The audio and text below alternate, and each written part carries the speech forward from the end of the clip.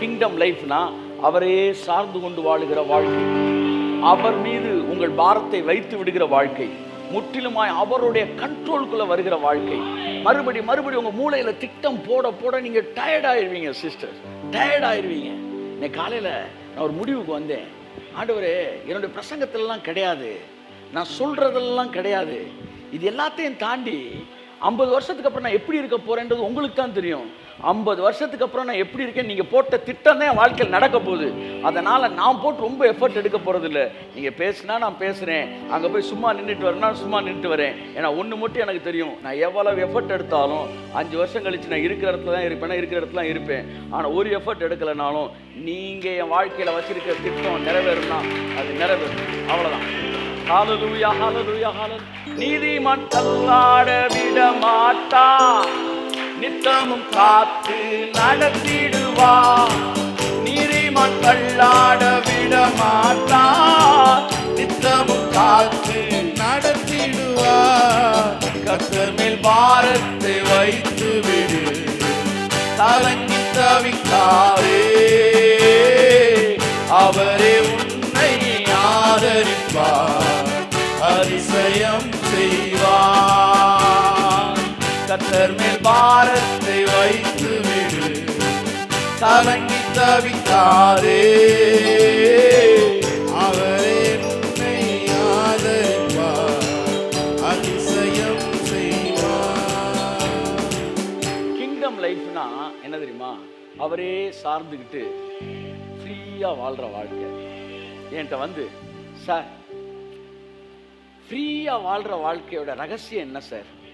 நீங்க எப்படி சார், நீங்க வந்து டென்ஷனே ஆகாம, நீங்க எப்படி சார் கொஞ்சம் கூட பதட்டமே படாம ஃப்ரீயாவே இருக்கிறீங்க, ஒரு ரகசியத்தை சொல்லுங்க சார் அப்படின்னா சிம்பிளா சொல்லி தந்துடுவேன். நீ ஊருக்கு வாழ்ற வரைக்கும் உன்னால நிம்மதியாவே வாழ முடியாது. நீ பெருமைக்கு வாழ்ற வரைக்கும் உன்னால இளைப்பாறுதல் இருக்கவே முடியாது. என்னைக்கு நீ எல்லாத்தையும் மறந்துட்டு சிறிதோ பெரிதோ தேவன் என் கூட இருக்கிறாரு, அது சின்ன ஆசீர்வாதமோ பெரிய ஆசீர்வாதமோ, அது சின்ன ஒரு வீடோ பெரிய வீடோ, கர்த்தர் என் கூட இருக்காரியா, அப்ப பெருசு வேணாமா? அவர் என் வாழ்க்கையில என்ன திட்டமிட்டு இருக்கிறாரோ அது அப்படியே நடக்கும். கொஞ்சம் வேகமா வேண்டாமா? எதுக்கு வேகமா? நான் தான் சாக மாட்டேன்ல, அப்புறம் எதுக்கு வேகமா? செத்துருவோம்னா வேகம், நாளைக்கு செத்தா போயிடும். ஒரு தடவை கேட்டேன், ஆண்டவரே இன்னைக்கு இது பண்ணிட்டீங்க, ரொம்ப தேங்க்ஸ் ஆண்டவரே, அப்புறம் நாளைக்கு அப்படின்னு, நாளைக்கு நான் உசுரோட தான் இருப்பேன், போயிட்டு வாண்டார். எப்படி? நாளைக்கு செத்து போயிட மாட்டேன்டா, உயிரோட தான் இருப்பேன், அதனால போயிட்டு வா, நாளைக்கு பேசுவோம். அன்னன்னைக்கு போதும் போ. நமக்கு என்னன்னா, நமக்குன்னே வாழ்றது இல்லை, நம்ம மற்றவனுக்குன்னே வாழ்றோம். நம்ம ஒரு கார் வாங்கினா கூட நம்ம போறதுக்குன்னு வாங்குறது பேர் கொஞ்சம் பேர். வாங்கணும் பாஸ், நம்மளை இப்படி பேசிவிட்டாங்க பாஸ், அப்போ வந்து நம்ம டிரைவர் வேலை தான் பார்க்கணும். அன்புக்குரியவர்களே, யார் என்ன வேணாலும் பேசட்டும், உலகத்துக்கு மறிக்கிறோம் பார்த்தீங்களா, அங்கதான் இளைப்பாறுதலே ஆரம்பிக்கும். இளைப்பாறுதல் அதுதான் kingdom life. Kingdom mind set என்னன்னா ரெஸ்ட், ரெஸ்ட், ரெஸ்ட். கர்த்தர் இருக்காரியா, கர்த்தர் பார்த்துக்குவார். என் மீட்பர் உயிரோடு கூட இருக்கிறார். கையை தட்டுங்க. ஆமென். அதை சொல்றான், என் தோள் முதலானவைகள் அழுகி போன பின்பு. என்ன ஸ்டேட்மெண்ட் பாருங்க. தோளெல்லாம் அழுகுனா கூட எனக்கு நம்பிக்கை இருக்குடா, அவர் உயிரோடு இருக்கார், அவரை நான் என் கண்ணில் பார்ப்பேன். யோபுவின் பொறுமையை குறித்து கேள்விப்பட்டிருப்பீர்களே. நிறைய கிறிஸ்தவர்கள் பதட்ட கிறிஸ்தவர்களாகவே இருக்கிறாங்க. ஃபயர் சர்வீஸில் தான் இவங்களை சேர்க்கணும். உடனே எல்லாம் உடனே கல்யாணம், உடனே இருந்தாலும் பிள்ளை 10 மாதம் கழித்து தானே பிறக்கும். உடனே ஃபாஸ்ட் ஃபுட்டு சாப்பிட்டாலும் ஃபுட்டு ஃபாஸ்ட்டு தான், ஆனால் டைஜஸ்ட்டு லேட்டாக தான். குக்கருக்கு பக்கத்தில் உட்காந்து நீ விசில் அடிக்கிறது, நீ விசில் அடித்தா பருப்பு வேகாது. அப்போ எல்லாமே ஃபாஸ்ட். ஏன் தெரியுமா? இவன் 4 பேரை வச்சிருப்பான் சார், பெரியப்பா மையன், சித்தப்பா மையன், பெரியப்பா பொண்ணு, சித்தப்பா பொண்ணு. அடுத்த கல்யாணத்துக்கு போகும்போது சரசரமாக அள்ளி போட்டுட்டு போகணும், எதையாச்சும் பண்ணணும். வாழ்க்கையில் எதுவுமே நீ உனக்குன்னு வாழ்றதே கிடையாது. அவங்க பேசுறாங்க, பேசட்டும். திட்டுறாங்க, திட்டட்டும். கேள்விப்படுறேன், பண்ணட்டும். ஏன்? நான் செத்துட்டேன். இளைப்பாறுதல் எப்போ வருதுன்னா, எப்போ நீ சாகுறியோ அப்பதான் வருது.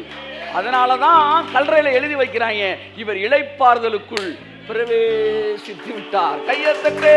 ஓ, நீதிமான் தள்ளாட kingdom life is resting life. நடத்திடுவார் நீதிமான் தள்ளாட நித்தமும் காத்து நடத்திடுவார். கர்த்தர் மேல் பாரத்தை வைத்து விடு, கலங்கி தவிக்காதே. அவரே உன்னை ஆதரிப்பார், அதிசயம் செய்வார். அவர்கிட்ட போய் நின்று, ஆண்டவர் எனக்கு உடனே முடிங்க, உடனே செய்யுங்க அப்படின்னா, ஏன் என்ன பிரச்சனை கேட்பேன்? என்ன அவசரம்? இது வெளியூர் போறியா? என்னது? உடனே கல்யாணம் பண்ணுவீங்க.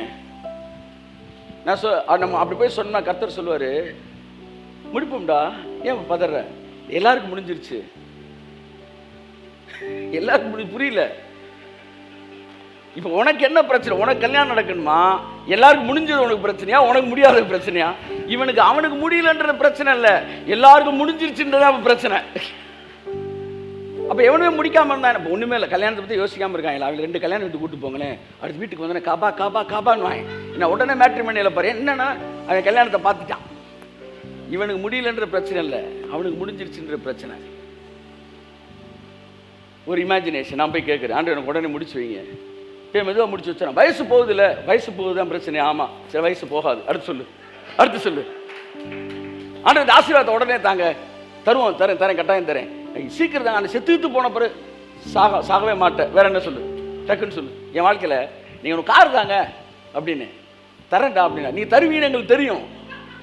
எப்போ? நான் வயசான பிறகு, கிருதாலாம் நிறைச்ச பிறகு, கண்ணு தெரியாதப்ப வந்து நான் காரு எதுக்கு ஓட்டுறதுக்கு, ஆள் வச்சு ஓட்டுறக்கா நீ தரப்போறீங்க? எங்கே இருக்கும்போது ஓட்டுனாண்டவர் என்ன பற்றி 5 வருஷம் கழிச்சு நீங்கள் கொடுத்து எதுக்கு?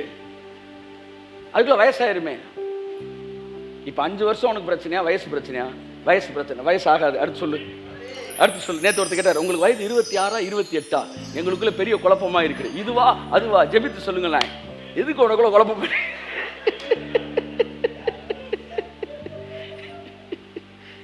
நீ ஏன் சிரிக்கல தெரியுமா? சீரியஸாக தானே உண்மையை பேசிக்கிட்டு இருக்காரு, அவர் எதுக்கு சிரிக்கிறாரு நீங்க நினைக்கிறீங்க. நீ சிரிச்சிருந்தீங்கன்னா அது ஜோக்கா கன்சிடர் பண்ணிருக்கீங்க. நீ சிரிக்காதனால தெரியுது அவர் சீரியஸாக ஏதோ பேசிட்டு இருக்காரு. ஸோ நல்லா கவனிங்க, எல்லாமே பதட்டத்தில் உலகம் போகுது. ஏன்னா நம்ம உலகத்துக்காக வாழ்றோம். எதுக்கு உலகத்துக்கு வாழணும்? எதுக்கு உலகத்துக்கு வாழணும்? நம்ம நமக்காக வாழ்வோம். என்னைக்கு உலகத்துக்கு மறிக்கிறோமோ, நான் சொல்லவா சார், அன்னைக்கு இளைப்பாறுதல் ஆரம்பிக்குது சார். அன்னைக்கு ஆரம்பிக்குது. கிங்டம் லைஃப்ன்றதே ரெஸ்டிங் லைஃப்.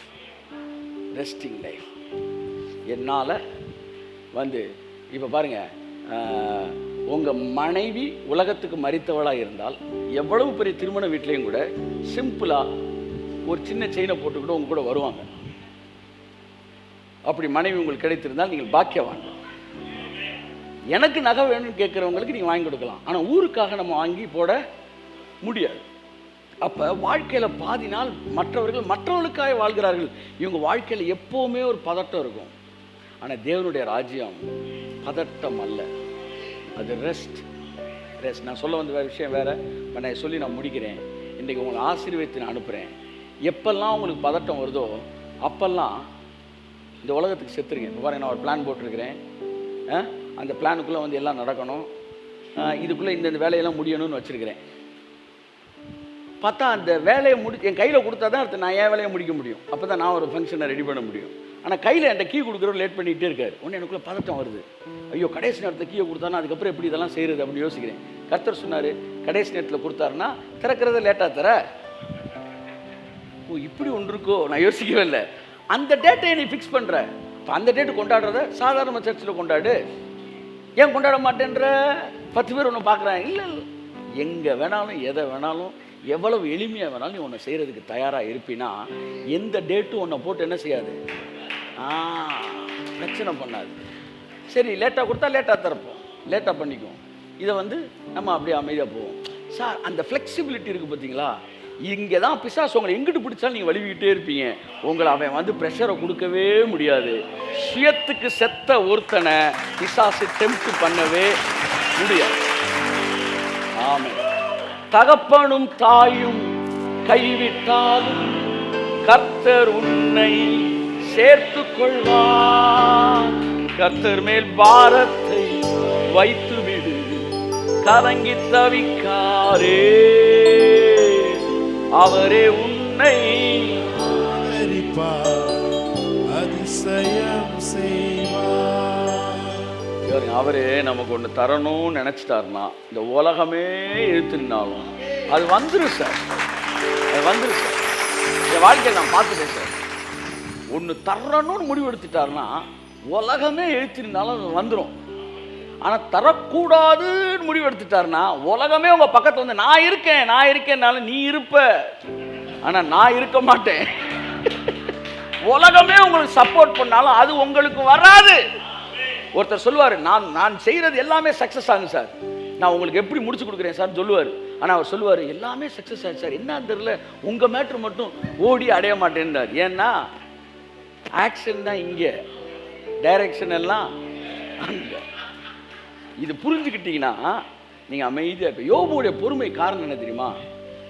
எனக்கென முன்குறித்த எதையுமே எப்படியும் நிறைவேற்றி முடிப்பான் என்கிற வெளிப்பாடு அவனுக்கு இருந்துச்சு.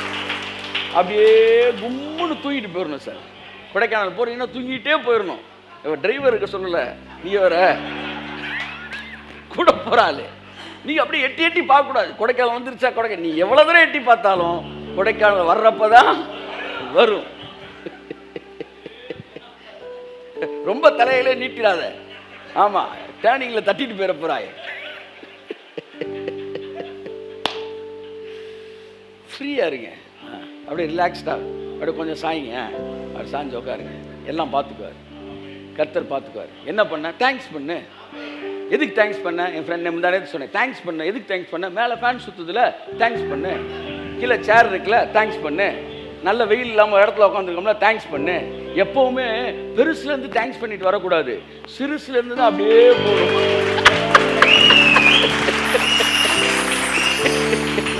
ஆண்டவரே ஒரு 40 ஏக்கர் நிலத்தை கொடுத்தீங்களே சொத்து, அங்கிருந்துலாம் வரவே கூடாது. எப்பவுமே தலைக்கு மேலே சுற்றுற ஃபேன்ல ஆரம்பிப்பேன் சார். ஆண்டவரே நல்ல ஒரு ஃபேனை சுற்ற விட்டுருக்கீங்க, ஏசியை கொடுத்துருக்கீங்க, வீட்டை கொடுத்துருக்கீங்க, உட்கார்றதுக்கு சேரை கொடுத்துருக்கீங்க, அப்படியே உள்ள அப்படியே எந்திரிக்கும்.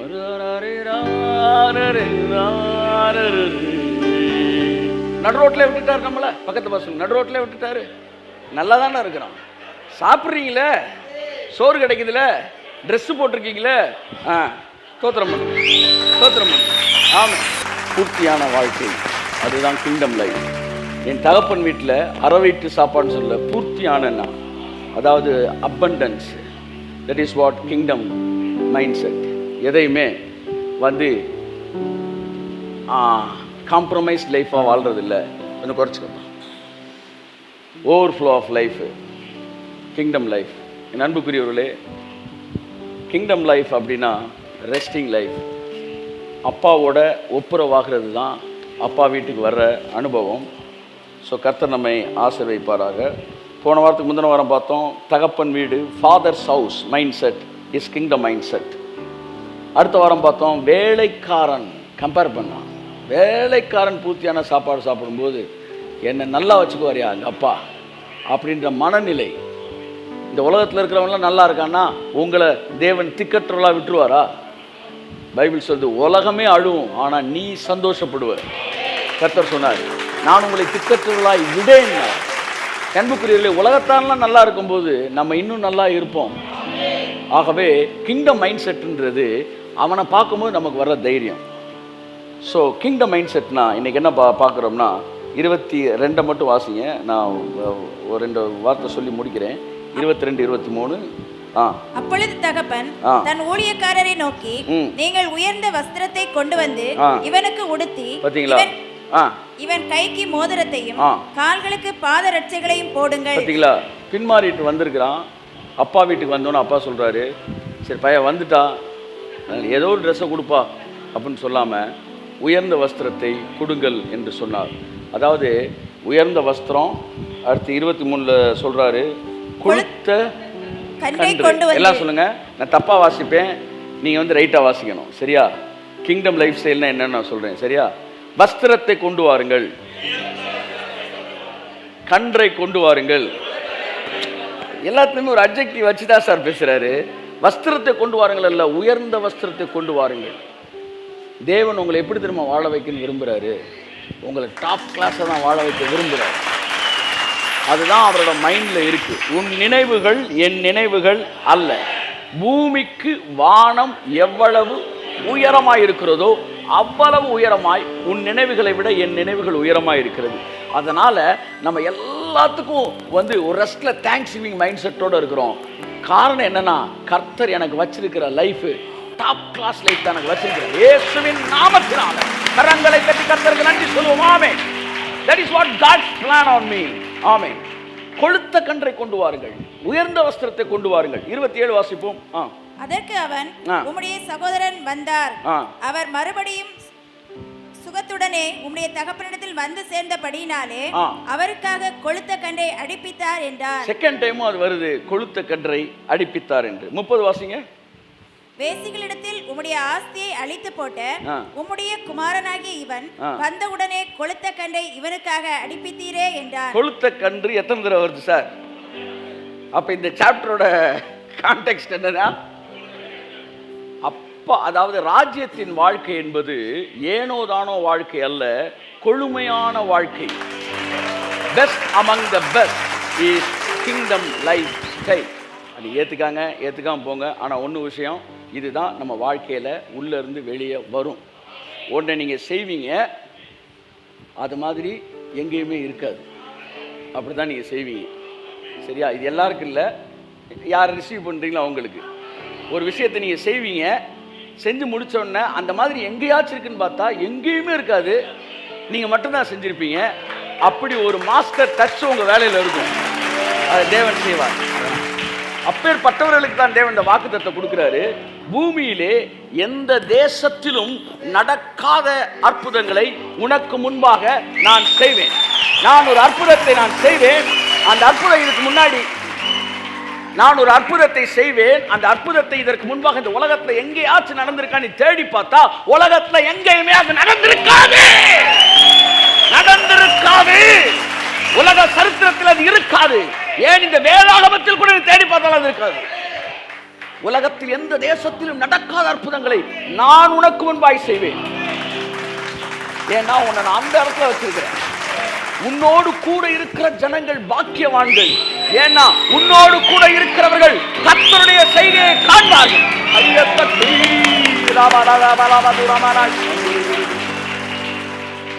How blessed we are.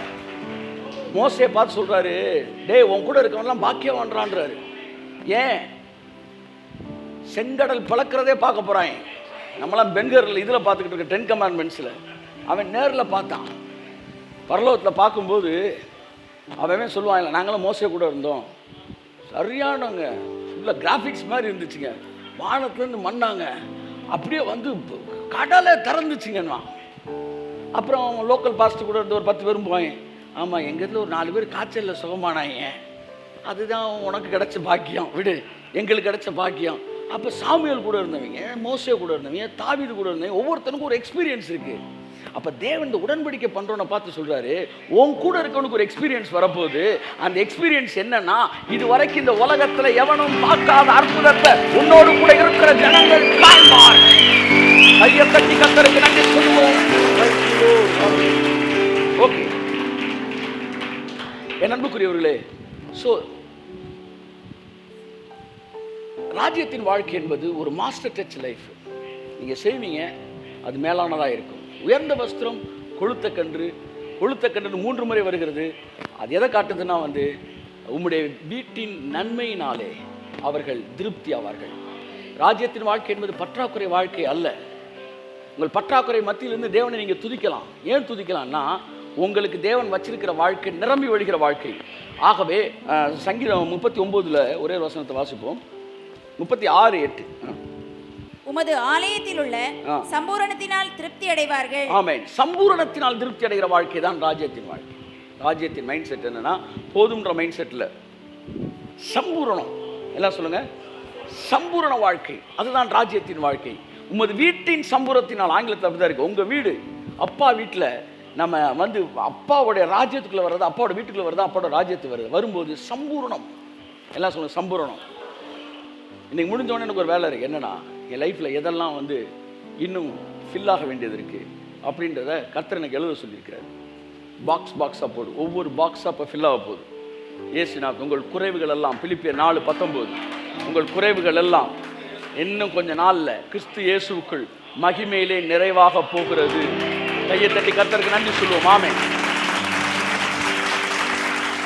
ஏதோ பாதி ஆசீர்வாதம் இருந்து மீதி ஆசீர்வாதம் இல்லாத வாழ்க்கை கிடையாது. சம்பூர்ணமான வாழ்க்கை, சம்பூர்ணமான வாழ்க்கை. உம்முடைய ஜனங்கள் உம்முடைய சம்பூரணத்தினால் திருப்தி ஆவார்கள். அடுத்து, உமது பேரின்ப நதியினால் அவர்கள் தாகத்தை தீர்க்கிறீர். உம்முடைய பேரின்ப நதியினால் அவர்கள் தாகத்தை தீர்க்கிறீர்.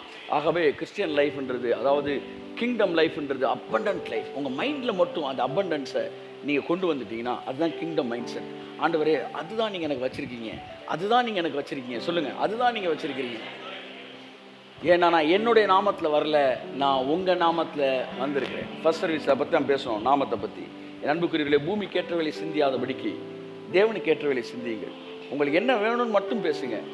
நிலம் எவ்வளோ ஏக்கர்னு பேசாதீங்க, அது உங்கள் வேலை கிடையாது. 1 கோடியாக இருக்கட்டும் 1 ஏக்கர், அது விஷயம் இல்லை. உனக்கு என்ன வேண்டும் அதை மட்டும் பேசு. உனக்கு நான் என்ன தரணும் நீ விரும்புகிற அதை பேசு. ஏக்கர் என்ன ரேட்டுன்னு என்கிட்ட என்ன செய்யாத, பேசாத.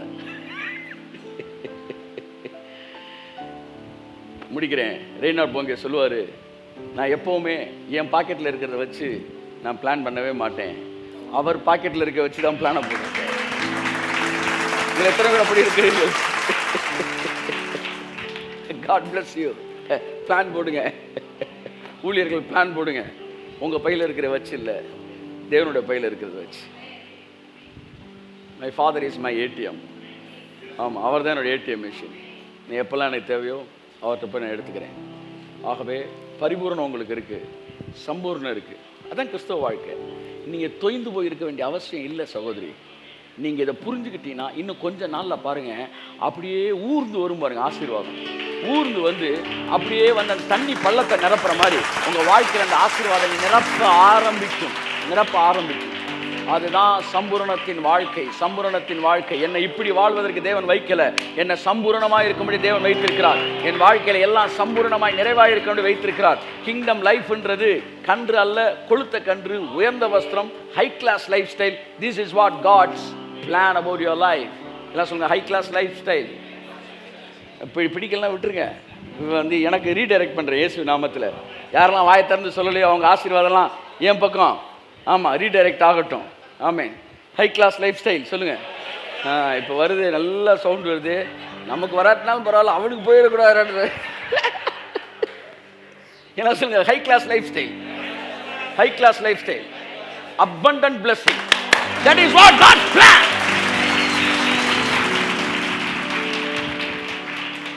For everyone who ever under the kingdom lifestyle. என் அன்புக்குரியவர்களே, உயர்ந்ததே நினைச்சிருங்க. நீ எவ்வளவு தாழ்ந்த இடத்துல தான் பரவாயில்ல, மைண்ட் மட்டும் கிங்டம்ல கனெக்ட் பண்ணி இருக்கணும். அப்படியே இருக்கட்டும்.